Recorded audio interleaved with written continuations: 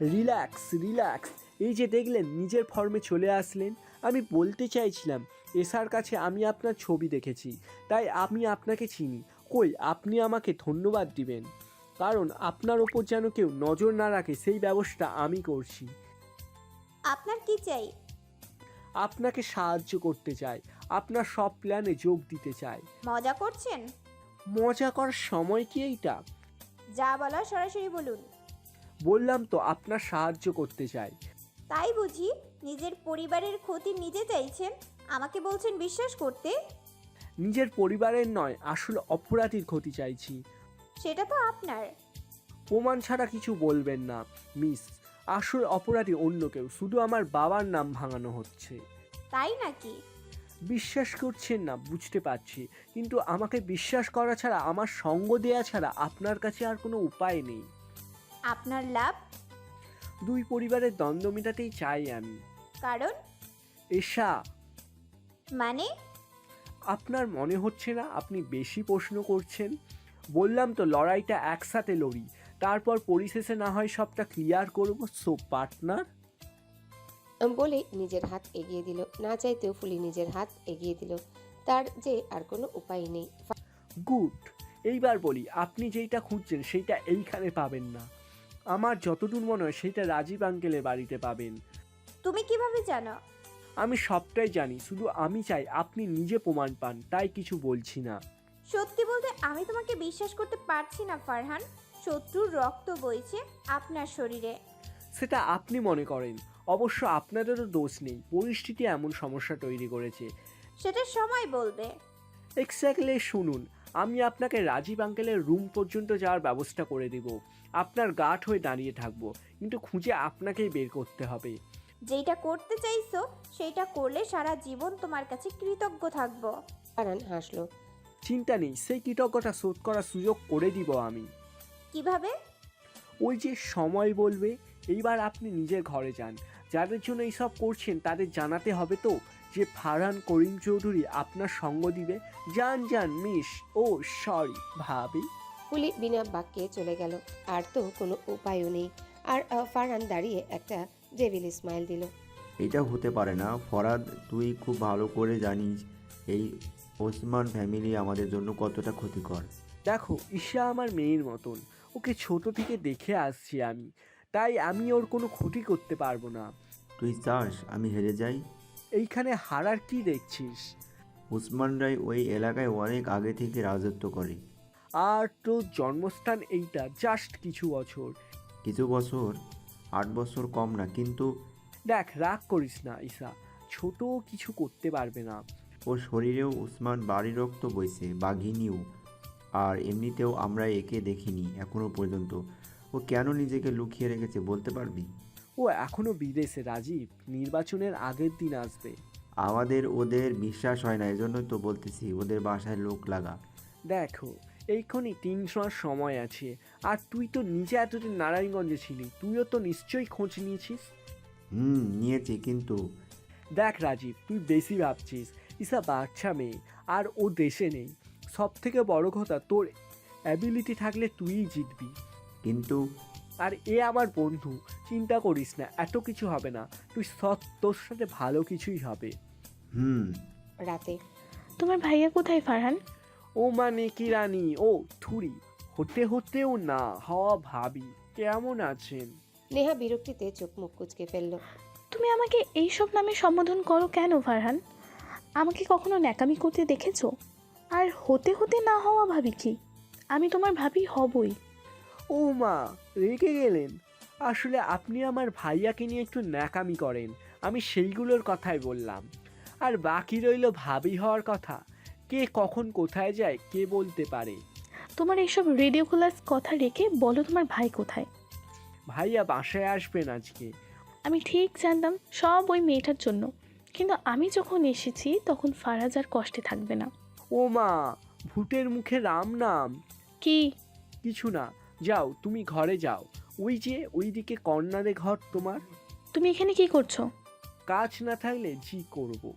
না মানে বাড়িতে কেউ নেই আর ওই মেয়েটা একা, তাই বলছিলাম ওই মেয়ে যদি তোমাকে কিছু অপবাদ দেয়। ডিসকাস্টিং, একজন মেয়ে হয়ে এইসব বলতে লজ্জা করে না? দেখি ফারহান। আপনি দেখুন নেহা। এই মেয়ে, তুমি কি করছো? আমার শ্বশুরবাড়ি আমি যা খুশি তাই করব, আপনার কি? আর আপনার সাহস হয় কি করে আমার নামে উল্টাপাল্টা কথা বলার?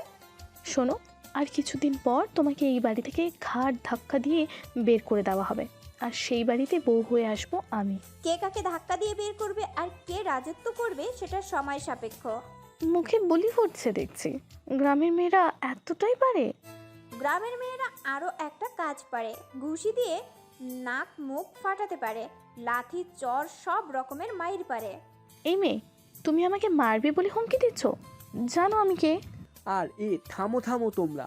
বাবা, শুনেছিলাম মেয়ে মানুষরা অনেক ঝগড়া করে, আপনাদের দেখে বোঝার উপায় ছিল না।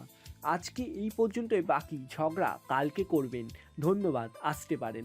আরে হে নেহা, আমার মনের কোঠায় অলরেডি একজনের বসবাস, কেউ সেই জায়গাটা নিতে পারবে না। মানে তুমি প্রেম করো ফারহান? দূর, বেশি বুঝে। আমার মনে আমার বউ আছে, বুঝছেন? যত সব জানতো, নইলে আপনাদের ছোঁয়ায় আমিও ঝগড়ুতে হয়ে যাব। তখন সবাই আমাকে নিয়ে পোস্ট দিবে, ঝগড়ার মেল ভার্সন। ধুর, আমি যাই। আমিও যাব কেন? কোনো নেকি রানীর সাথে কথা বলার ইচ্ছা আমারও নেই। এই কি বললে তুমি? চলেন ভাবি। হ্যাঁ, এই দাঁড়াও বলছি। আমাকে নেকি রানী বলার সাহস পাও কোথায়? আমি কে জানো তুমি? বড় লোকের বেটি লো, লম্বা লম্বা চুল, এমন খোপায় বান্ধা দেমো বিচুটি পাতার ফুল। কি? গেলাম, টাটা। রাত 2টা, দরজার বেল বেজে উঠল। ফুলি জেগেছিল ফারাজের জন্য, সে গিয়ে দরজা খুলে দিল। ফারাজ দরজা খুলে ফুলিকে দেখে বিরক্ত হলেও মুখে কিছু বলল না, সে বড্ড ক্লান্ত। আপনার জন্য শরবত বানাইছি, খাইয়া নেন স্বামী। লাগবে না। একবার খাইয়া নেন, ভালো লাগবো। ফারাজ বুঝলো এই মেয়ে না খাইয়ে চুপ হবে না। দাও।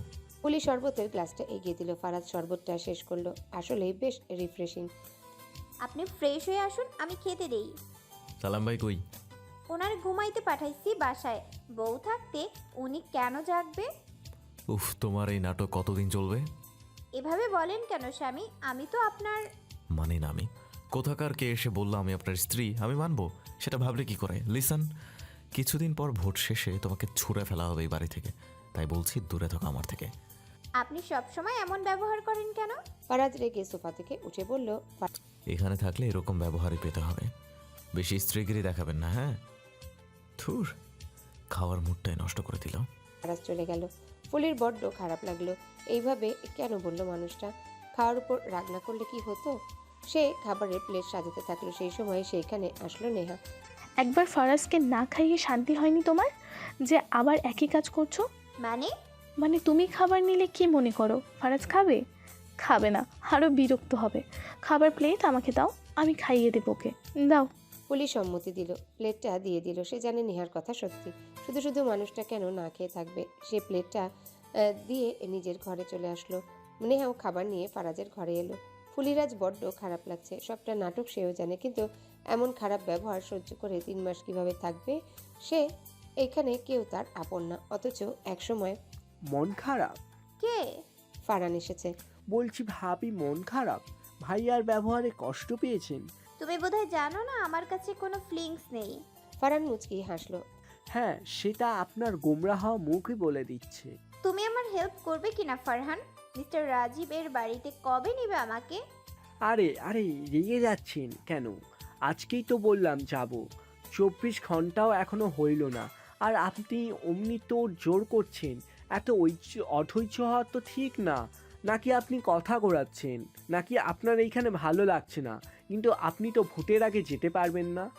জানি, কিন্তু আমি চাই সবটা ক্লিয়ার করতে। কেন? তোমাকে এত কিছু জানতে হবে না। বেশ, আপনি যা বলেন। ও হ্যাঁ, যেটা বলার জন্য এসেছি, আপনার ফাইল যদি রাজীব আঙ্কেলের বাসায় থাকে তবে কালকেই আপনি সেটা পেতে চলেছেন। মানে কালকেই আমরা যাচ্ছি ওই বাড়িতে। আমি আপনাকে নেয়ার জন্য বাহানা করব, সাথে আপনার অ্যাক্টিং তো আছে। সব মিলায় আপনাকে নেয়া বেশি একটা মুশকিল হবে না। কেন যাবে কালকে ও বাড়ি? আঙ্কেলের বাসায় পার্টি রেখেছে, সম্ভবত ভাইয়ার এঙ্গেজমেন্টের ডেট ঠিক করবে। ও, মন খারাপ হলো? নিজের কাজে আমি ফোকাস করছি, শুধু তাই চিন্তা করছি। কিভাবে কি করব সেটাকে বারবার নেগেটিভ কেন ভাবছো? ও ওকে, ভাবুন, সারা রাত টাইম আছে, ভাবুন। আমি আসি। টাটা ভাবি, গুড নাইট। হুম। ফারহান চলে যেতে ফুলি ধপ করে বসে পড়ল বিছানায়। নিজের চুল 2 হাত দিয়ে খামচে ধরল। না, এইসব কি ভাবছে সে? কেন অন্যদিকে ফোকাস চলে যাচ্ছে তার? না, কিছুতেই নিজের কাজটা ঠিক করতে হবে, আর কোনো উপায় নেই। ফারাজের সাথে নেহাকে আসলেই খুব ভালো লাগবে। এইসব নিয়ে ভাবা ঠিক না। এখন ঘুমাই, কালকে অনেক কাজ আছে। শুয়ে পড়ল সে। ঘুম ধরা দিল না। বারবার ফারহানের বলা এঙ্গেজমেন্টের কথা ভাবছে, কিন্তু এশা ওর সাথে ফারহানের কী সম্পর্ক? আর ফারহান সব জানে কিভাবে? না, আগে কালকের ব্যাপারটা সমাধান হোক। সব জানতেই হবে, সব। তোমার মাথা ঠিক আছে ফারহান? কি বলছো তুমি এইসব? ওই মেয়ে কেন যাবে আমাদের সাথে? আমার মাথা ঠিকই আছে, তুমি বুঝতে পারছো না মা। মিডিয়ার লোক আসবে ওইখানে। ওরা যদি জানতে পারে যার জন্য আমাদের নিয়ে এত খবর আমরা তাকে অবহেলা করছি, বা যদি বুঝতে পারে যে তোমার বলা ভাইয়ার মেমোরি লস এর ঘটনা মিথ্যা, তাহলে বুঝতে পারছো কি হবে। কিন্তু তাই বলে অমন পার্টিতে ওকে? আর এঙ্গেজমেন্টের ব্যাপারে বললে তো সবাই ওকেই ডাকবে। মা, তুমি একজন ব্যারিস্টারের বাবা, এমপি, তোমাদের কাছে তো এটা ক্লিয়ার হয়ে যাওয়ার কথা। আমি ওই মেয়েকে নিয়ে যাব না ফারহান। এর জন্য যদি আমার সম্মান নষ্ট হয় হবে। ভাইয়া তুমি? আমি যা বলছি শেষ কথা। এই মেয়ে গেলেও আমার সম্মান নষ্ট হবে, তাই ওকে না নেওয়াই ভালো। কিন্তু ভাইয়া, ওকে যদি না নাও, তোমার আর নেহার বিয়ের ব্যাপারটা ওর কাছে ক্লিয়ার হবে কি করে? মানে আজকে তো তোমার আর নেহার এঙ্গেজমেন্টের ডেট ফাইনাল হবে, তাই না? কি এসবের মানে কি? বাবা, আমি তো জানতাম আঙ্কেল ভোটে দাঁড়িয়েছেন, তাই পার্টি হবে। ভাইয়া তুই না, এই ছোট বিষয়ে কেউ পার্টি দেয় নাকি? ফারহান চুপ কর। ফারাজ, অবাক হওয়ার কি আছে? তোরা নেহার বিয়ের ডেট তো ফিক্সড। তাই বলে আমার ক্যারিয়ার শুরুর আগেই? নেহার তুই দুজনে একসাথে থাকলে তোদের ক্যারিয়ার আর দেশের ক্যারিয়ার দুটোই এগোবে। নেহার শরীরেও তো রাজনীতির রক্ত। বাবা কিন্তু আর কোনো বাহানা না, ওই মেয়ে আমাদের সাথে যাবে, আর তোরা নেহার এঙ্গেজমেন্টের ডেটও আজকে অ্যানাউন্স করব। কিন্তু যাও, এখন রেডি হও, আর কোনো কথা না। এত কিন্তু করিস না তো ভাই। তোর বিদায় হলে তখন আমাকে বিদায় করতো মা বাবা উঠে পড়ে লাগবে। এই বেদব ছেলেদের বিদায় হয় নাকি? ও হে, তাই তো। সে যাই হোক, চল। ফারাজকে টানতে টানতে নিয়ে গেল ফারহান। ফারহান, তুই তো জানিস আমি। মরিচিকার পিছে দৌড়ে কি লাভ ভাইয়া, ভুলে যাও। তোরা কেউ আমাকে বুঝবি না। বলেই ফারাজ ঘরের দিকে গেল। ফারহান মনে মনে বুঝি ভাইয়া, বুঝি। আর বুঝি বলেই সবটা ঠিক করতে চাচ্ছি। দেখিস ভাইয়া, খুব তাড়াতাড়ি তোর মনের ইচ্ছা পূর্ণ হবে, আমার বিশ্বাস। এইদিকে ফুলি পায়চারি করছে, না জানি কি হবে। ফারহান কি পারবে ব্যবস্থা করতে? তাকে কেউ নিতে তো চাইবে না, কিন্তু কি ভাবছেন ভাবি? ফারহান, কোনো ব্যবস্থা করেছো? কি যে বলি ভাবি, কেন, কি হয়েছে? আসলে ভাইয়া রাজি হচ্ছে না। ফুলি রেগে গেল। ফুলি রাজি হবে কি করে? ওর নেহা বেবি যে আছে ওর কাছে, ওর নেহা বেবি নিশ্চয়ই মানা করেছে, এই জন্যই নেবে না। আপনি কি জিলাস? মোটেও না, আমি এখনই যাচ্ছি। তুমি পারবে না তো কি হয়েছে? আজকে আমি ওই নেহা আর তোমার ভাই দুজনের গোষ্ঠী উদ্ধার করব। আরে ভাবি, কুল কুল, আমি নিজেই সব ম্যানেজ করেছি। মানে তুমি তো বললে। ভুল বলিনি তো ভাইয়া, সত্যি রাজি না, কিন্তু আমি আমার ঠিক কাজে লাগিয়েছি। মা বাবাকে আগেই হাত করে নিয়েছি, তাই তুমি যাচ্ছ। আর হে, একটু পর মা আসবে তোমাকে রেডি করিয়ে দিতে, হেল্প করতে। কেন, আমি কি রেডি হতে পারি না? তুমি ভুলে যাচ্ছ, তুমি এখন মিসেস ফুলি। ফুলি ফুলি? কী রে ফারহান, তুই এখানে? ওই ভাবিকে বলতে এসেছিলাম যাওয়ার কথা। ও তুই যা এখন। ফুলি, তোমাকে কিছু কথা বলতে এসেছি। জি বলেন মা। এই হলো আমার শাড়ি।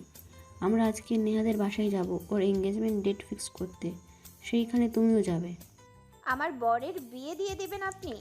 শোনো মেয়ে, তুমিও জানো আর আমিও জানি তোমার আর ফারাজের বিয়েটা মিথ্যে। সেইখানে যখন ফারাজের এঙ্গেজমেন্টের কথা উঠবে, তখন তোমার কথা উঠলে আমরা জানবো তুমি ফারাজের স্মৃতি নেই, তাই নিজের ইচ্ছে বিয়েটা ভাঙতে চাচ্ছ। কারণ ফারাজ নেহাকে ভালোবাসে।